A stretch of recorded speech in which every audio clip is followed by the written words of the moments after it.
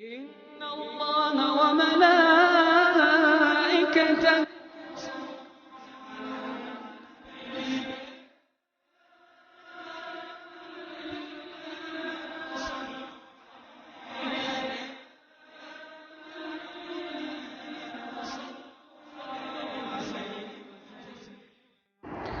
وبرکاتہ۔ ناظرین، آج آپ کی خدمت میں 8واں پارہ کا خلاصہ پیش خدمت ہے۔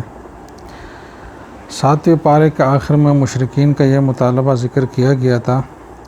کہ اگر ہمیں کوئی حسی معجزہ دکھایا جائے تو ہم ایمان لائیں گے۔ 8ویں پارے کے شروع میں یہ بات بتائی گئی ہے کہ یہ لوگ جھوٹ بولتے ہیں۔ اگر ان کو حسی معجزات دکھائے بھی جائیں، یہاں تک کہ قبروں سے مردہ زندہ ہو کر بھی ان سے باتیں کریں، تو بھی یہ ایمان لانے والے نہیں ہیں۔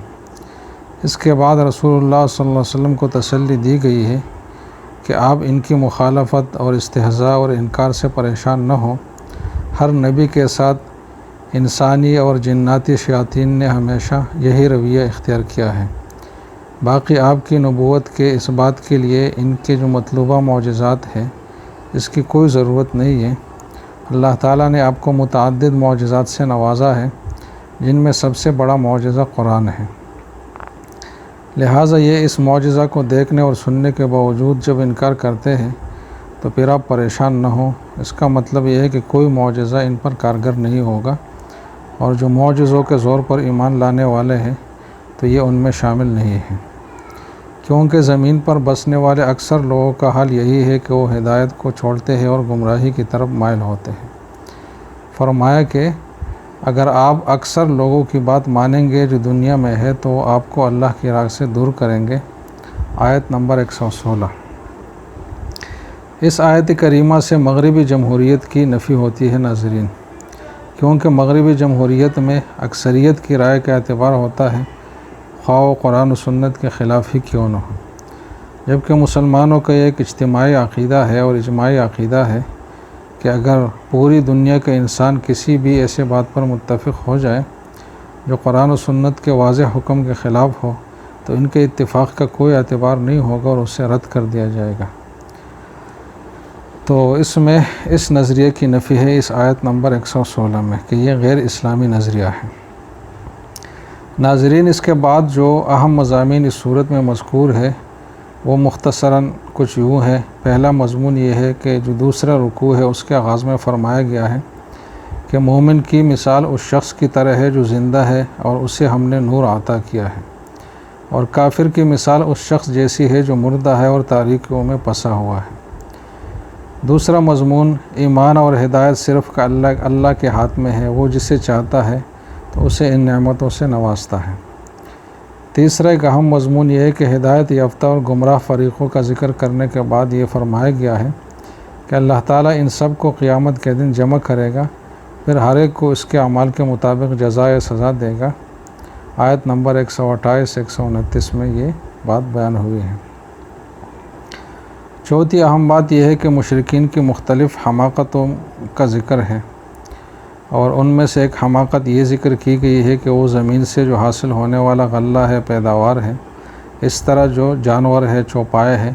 اس میں اللہ کا حصہ الگ سے طے کر لیتے ہیں اور اپنے شرکاء اور جن کو معبود بنایا ہے ان کا حصہ الگ سے طے کر لیتے ہیں۔ پھر ان کے معبودوں کا، شرکاء کا جو حصہ ہوتا ہے وہ اگر اللہ کے حصے میں چلا جائے تو اس کو وہ نہیں ملنے دیتے، اور وہ دوبارہ کر لیتے ہیں کہ وہ ٹھیک ادا نہیں ہوا تو دوبارہ سے ادا کیا جائے۔ لیکن جو اللہ کا حصہ انہوں نے مقرر کیا ہوا ہوتا ہے وہ اگر شرکاء کے حصے میں مل جاتا ہے تو اسے برا نہیں سمجھتے، تو گویا کہ شرکاء کو اللہ تعالیٰ پر برتری انہوں نے دی ہے۔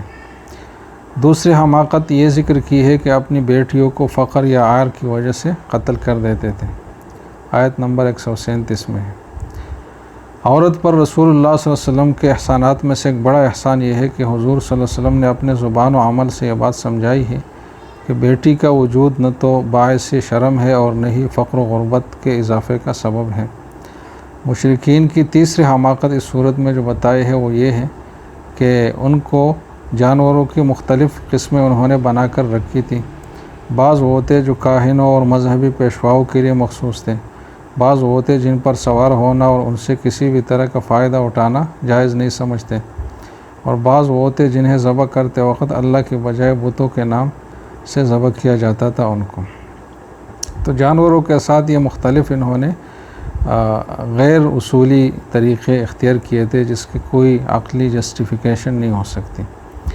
ایک اور حماقت، چوتھی حماقت ان کی یہ بتائی گئی ہے کہ جانور کے پیٹ سے جو بچہ پیدا ہوتا ہے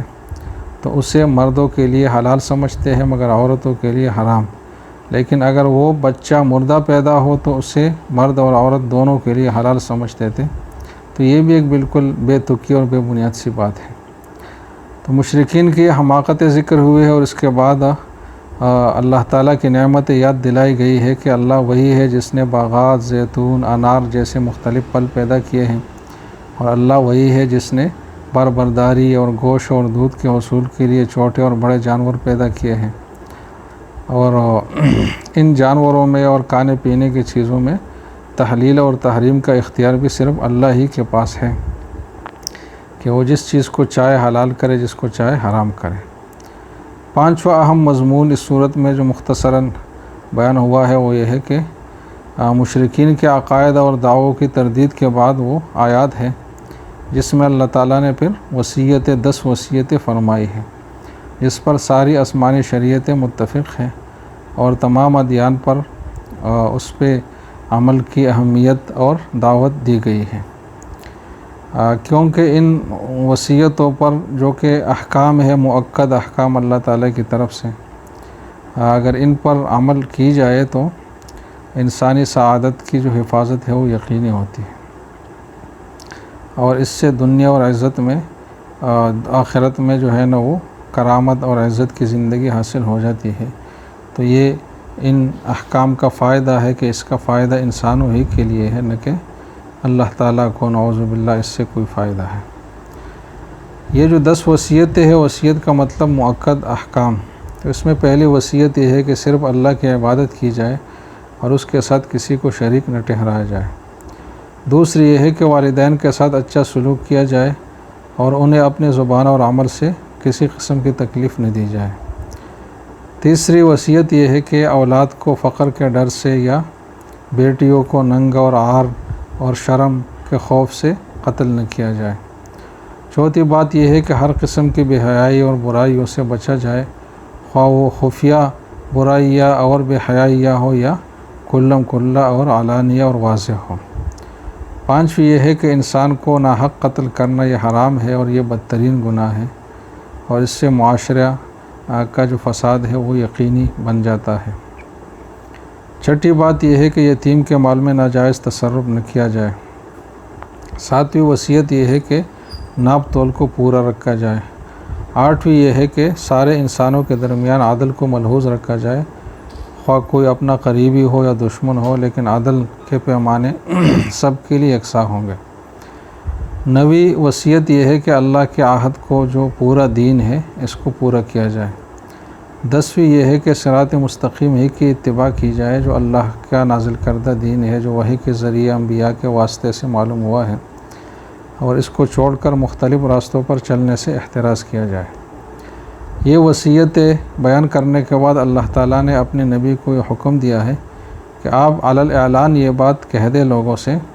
کہ مجھے اللہ نے دین حق کی ہدایت دی ہے، اور یہی ابو الانبیاء حضرت ابراہیم علیہ السلام کا دین تھا، اور یہ کہ میری نماز اور عبادات اور سارے افعال اور اعمال خالص اللہ کے لیے ہے، اس کا اعلان اب کرے۔ اور سورت کا اختتام جو ہے سورت انعام کا وہ اس بات پر ہوا ہے کہ یہ دنیا اور جو کچھ بھی اس میں ہے یہ ابتلا اور آزمائش ہے تاکہ مومن کافر نیک اور بد میں فرق ہو جائے۔ پھر آگے سورۃ الاعراف شروع ہوتی ہے۔ سورۃ الاعراف جو ہے یہ مکی سورت ہے اور اس میں 206 آیات ہیں۔ دوسری مکی صورتوں کی طرح اس میں بھی 3 بنیادی عقائد یعنی ایمان باللہ، ایمان بالکتاب والرسول اور ایمان بالآخرت، اس کو اہمیت دی گئی ہے۔ اس صورت کی ابتدا میں حضور صلی اللہ علیہ وسلم کے دائمی معجزہ جو کہ قرآن کریم ہے، جو کہ سارے انسانوں کے لیے اللہ کی سب سے بڑی نعمت ہے، تو اس صورت میں انسان کو اس بڑی نعمت کی طرف متوجہ کیا گیا ہے اور یہ پہلی جو ہے نا وہ شروع جو آگے مضمون کا ہے وہ اسی سے ہوا ہے۔ اور پھر اسی قدر مشترک سے آگے ایک اور قدر مشترک کا بیان ہے کہ سب انسانوں کو اللہ تعالیٰ نے ایک ہی باپ سے پیدا کیا ہے تاکہ وہ آپس میں ایک دوسرے کے ساتھ تعاون کریں اور اس بات کو یاد رکھے کہ وہ انسانیت میں بائی بائی ہے۔ اس طرح اس صورت میں جو اللہ تعالیٰ نے انسان کو جو تکریم بخشی ہے اس کا بھی ذکر ہے بہت اہتمام کے ساتھ۔ اس طریقے سے کہ اللہ تعالیٰ نے پہلے انسان کو اپنے ہاتھوں سے پیدا کیا، اس میں اپنی روح جو ہے وہ پھونکی اور فرشتوں کو اس کے سامنے سجدہ کرنے کا حکم دیا۔ پھر اس قصہ کے ضمن میں شیطان کے مکر و فریب سے بچنے کی بھی تلقین کی گئی ہے، کیونکہ وہ ایسا مکار دشمن ہے جو انسان کی راستہ اور راہ میں کوئی بھی خرابی ڈالنے سے وہ گریز نہیں کرتا، بلکہ وہ راستے پر تیار بیٹھا ہوا ہے۔ اور انسان کے ساتھ یہ جو ٹکراؤ کی ابتدا ابلیس کے انکار سے ہوئی ہے، سجدے سے انکار سے، تو یہ سلسلہ قیامت تک جاری رہے گا، اور یہ خیر اور شر اور حق اور باطل کے درمیان جو کشمکش ہے یہ کسی نہ کسی انداز میں باقی رہے گی۔ تو یہ ایک تنبیہ بھی کی گئی ہے کہ یہ ایک دائمی کیفیت ہے۔ سورہ اعراف کی جو ایک قابل ذکر خصوصیت ہے وہ یہ ہے کہ اس صورت میں اللہ تعالیٰ نے مسلسل 4 بار جو ہے انسانوں کو یا بنی آدم کے صیغے سے خطاب فرمایا ہے۔ یہ 4 جو ندائے ہے یہ سورہ اعراف کے علاوہ کسی اور سورہ میں اس طریقے سے نہیں ہے۔ پہلی جو ندا اور پہلی جو آواز اللہ نے تمام انسانوں کے نام لگائی ہے وہ 10ویں رکوع میں ہے، جس میں اللہ تعالیٰ نے لباس کی نعمت کا ذکر کیا ہے۔ آیت نمبر 26 ہے، فرمایا گیا ہے کہ اے اولاد آدم، ہم نے تمہارے لیے لباس اتارا ہے جو تمہارے ستر کو بھی چھپاتا ہے اور زینت کا بھی باعث بنتا ہے، اور تقوی کا جو لباس ہے وہ پھر سب سے بہتر ہے۔ دوسری جو ندا اور آواز ہے وہ 10ویں رکوع کی آیت نمبر 27 میں ہے، اس میں اللہ تعالیٰ نے ابلیس کے فتنہ سے بچنے کی تلقین کرتے ہوئے یہ فرمایا ہے کہ اے اولاد آدم، کہیں شیطان تم کو بہکا نہ دے، جیسے کہ اس نے تمہارے ماں باپ کو جنت سے نکال دیا، ان کے لباس اتروا دیے تاکہ انہیں ان کا ستر دکھائے۔ تیسری جو ندا اور آواز ہے وہ 10ویں رکوع کی آیت نمبر 31 میں ہے، جس میں فرمایا گیا ہے کہ اے اولاد آدم، اپنی زینت کا یعنی لباس جو ہے وہ لے لو ہر نماز کے وقت، اور اس سے غافل نہ رہو، اور کھاؤ اور پیو اور اسراف نہ کرو، بے شک اللہ تعالیٰ اسراف کرنے والوں کو کبھی بھی پسند نہیں کرتا۔ چوتھی ندا اور آواز جو ہے وہ 11ویں رکوع کی آیت نمبر 35 میں ہے، جس میں فرمایا گیا ہے کہ اے اولاد آدم، اگر تمہارے پاس تم ہی میں سے کوئی رسول آئے جو تم کو میری باتیں سنائے تو اس رسول کے دعوت کے رد عمل میں جو لوگ تقوی اختیار کر لیں اور اپنی اصلاح کر لیں تو ایسے لوگوں پر نہ کوئی خوف ہوگا اور نہ وہ غمگین ہوں گے۔ اولاد آدم کو یہ بار بار جو خطاب کی گئی ہے یہ انہیں شیطان کے وساوس اور مکاریوں سے بچانے کے لیے ہے، تاکہ انسان جو ہے وہ ملمس ساز اور چکنی چپڑی باتیں سن کر دھوکہ نہ کھائے، کیونکہ شیطان ایسا چالاک دشمن ہے جو بظاہر دوست کا لباس پہن کر آتا ہے، اور وہ مکار لومڑی کی طرح ہے جو اپنے آپ کو خیرخواہ کے روپ میں پیش کرتی ہے۔ شیطان کو جو ہے یہ ایک خصوصی ملکہ حاصل ہے کہ حق کو باطل اور باطل کو حق، اس طرح شر کو خیر اور خیر کو شر بنا کر پیش کرے، اور دنیا میں جو لوگ بھی گمراہی کے داعی ہے تو یہ صفت ان میں واضح طور پر پائی جاتی ہے، جس سے پتہ چلتا ہے کہ یہ شیطان کے ایجنٹ ہیں اور اس کی صفات سے متصف ہے۔ یہ ایک نقطہ بھی ایک اور قابل توجہ ہے کہ پہلی جو 3 ندائیں ہیں، آوازیں ہیں، وہ تمام کی تمام وہ لباس کے بارے میں ہیں، اور جس میں دوسری ندا میں یہ بات بتائی گئی ہے کہ ابلیس نے حضرت آدم اور حضرت حوا علیہ السلام سے لباس اتروا دیے تھے اور ان کے ستر کھلوا دیے تھے، تو گویا کہ یہ بات بتائی گئی ہے کہ ابلیس کا یہ بڑا ہدف ہے کہ اولاد آدم کو شرم اور حیا کے لباس سے محروم کر دے اور انہیں فحاشی اور عوانیت کے راستے پر لگائے۔ ستر کے تقاضا پورے کرنے والا جو لباس ہے وہ انسان اور حیوان میں ایک قدر امتیاز اور وجہ امتیاز ہے، ایک دوسرے کو ایک دوسرے سے ممتاز کرتے ہیں۔ حیوان ننگا پیدا ہوتا ہے اور زندگی بھر ننگا رہتا ہے، جبکہ انسان کو اللہ تعالیٰ نے لباس کے ساتھ عزت اور فضیلت بخشی ہے۔ اب یہ لباس کی فضیلت اس زمانے میں تو سمجھ میں زیادہ آنے والی بات نہیں تھی کہ اس پر اتنا زور کیوں دیا جا رہا ہے کہ لباس اور لباس، لیکن آج جب ہم مغربی میڈیا کے ذریعے سے جو بے حیائی ہے اس کے سیلاب کو دیکھتے ہیں اور عورت کی آزادی کے نام پر جو بے حیائی کی فضائیں ہم دیکھتے ہیں، تو یہ بات سمجھ آ جاتی ہے کہ قرآن نے لباس کے بارے میں جو تاکید اور تکرار بار بار فرمائی ہے، یہ اسلوب قرآن نے کیوں اختیار کیا۔ ناظرین، صورت اعراف میں اس کے علاوہ بھی کچھ اہم مضامین شامل ہیں جس کا مختصراً ذکر ہم کرتے ہیں۔ پہلا مضمون یہ ہے کہ مشرکین جو تھے یہ بیت اللہ کا طواف ننگے ہو کر کرتے تھے اور اپنے اس قبیح عمل اور اس جیسے دوسرے اعمال کے بارے میں حجت اور دلیل یہ پیش کرتے تھے کہ ہمارے آباء و اجداد بھی یوں ہی کیا کرتے تھے تو ہم بھی کر رہے ہیں، اور بعض اوقات یہ دلیل بھی دیتے تھے کہ ہمیں اللہ تعالیٰ نے ایسا کرنے کا حکم دیا ہے۔ تو ان کے اس دعوے کی تردید کی گئی، فرمایا گیا کہ اللہ بے حیائی کے کاموں کا حکم نہیں دیتا، لہٰذا تمہارا یہ جو دعویٰ ہے یہ جھوٹ اور افتراء کے سوا کچھ نہیں ہے۔ اسلام جو ہے یہ زندگی کے تمام جائز مطالبات پورے کرنے والا دین ہے، لہٰذا یہ ممکن ہی نہیں ہے کہ وہ لباس پہننے سے اور پاکیزہ چیزوں کے استعمال سے منع کرے۔ اس آیت میں ان لوگوں کی تردید بھی ہے جو رہبانیت کے قائل ہے اور حلال اور پاکیزہ چیزوں سے بھی اجتناب کرتے ہیں اور اس کو اللہ تعالیٰ کے قرب کا ذریعہ سمجھتے ہیں، کیونکہ جسم اور روح، دین اور دنیا، ان دونوں کے جائز مطالبات اور تقاضے پورے کرنا یہی اسلام کا تقاضا ہے اور یہی کامل مسلمانی ہے۔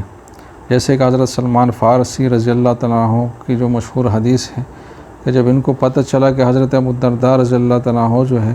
وہ دن کو مستقل روزے رکھتے ہیں اور رات کو قیام کرتے ہیں اور عبادت میں یہ جو مشغولیت ہے ان کی یہ اس حد تک بڑھ گئی ہے کہ اہلیہ کے حقوق بھی ادا نہیں کر پاتے، تو آپ نے انہیں نصیحت فرمائی کہ تمہارے اوپر رب کا بھی حق ہے اور تمہارے نفس کا بھی حق ہے، تمہارے گھر والوں کا بھی حق ہے اور مہمان کا بھی حق ہے، لہٰذا ہر جو ہے حق والے کو اس کا حق دو۔ حضرت ابو الدرداء رضی اللہ عنہ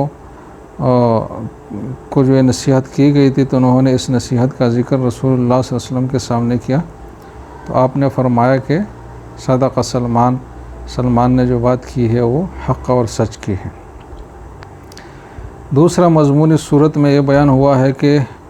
جو 8ویں پارے کے 11واں اور 12واں رکوع ہے،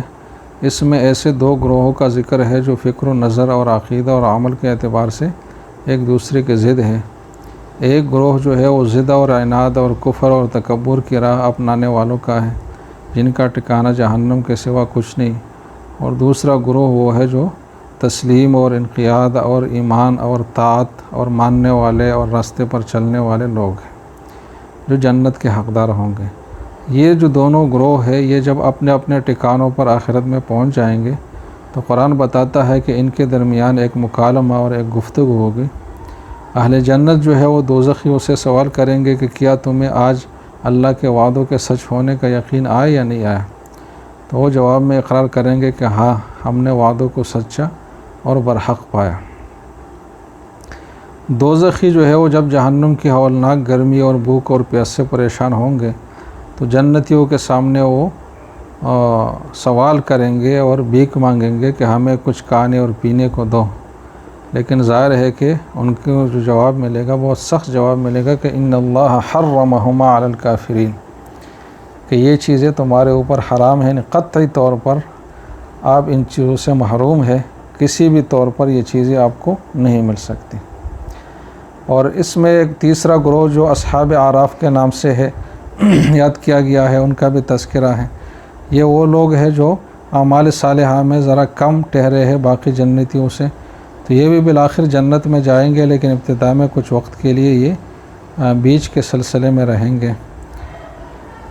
تو یہ جو مکالمہ ہے یہ بہت ہی مؤثر مکالمہ ہے اور اس میں آخرت کے حالات کو بالکل آنکھوں کے سامنے پیش کیا گیا ہے۔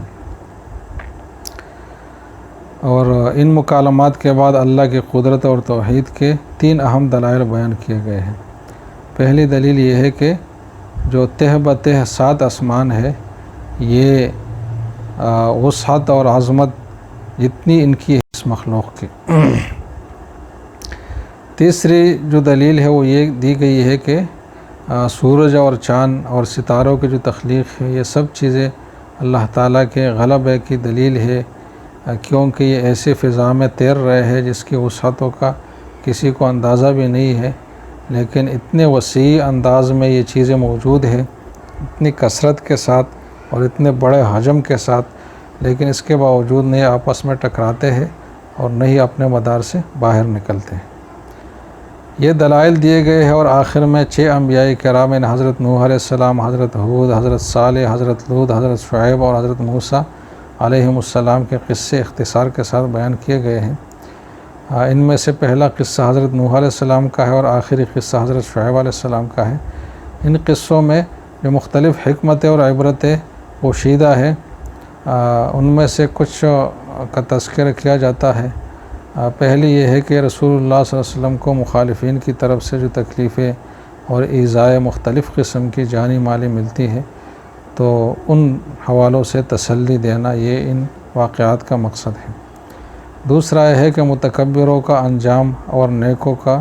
جو انجام ہے، ایک کا انجام بد ہے اور ایک کا اچھا انجام ہے، یہ بتانا لوگوں کے سامنے تاریخ کے تناظر میں کہ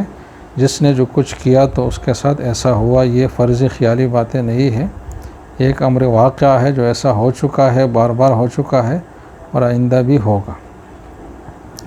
تیسرے کا اہم مقصد یہ ہوتا ہے کہ اس بات پر تنبیہ کی جائے کہ اللہ کے ہاتھ دیر تو ہے لیکن اندھیر نہیں ہے، وہ بالآخر ظالموں کو ان کے ظلم کی سزا دیتے ہی رہتے ہیں۔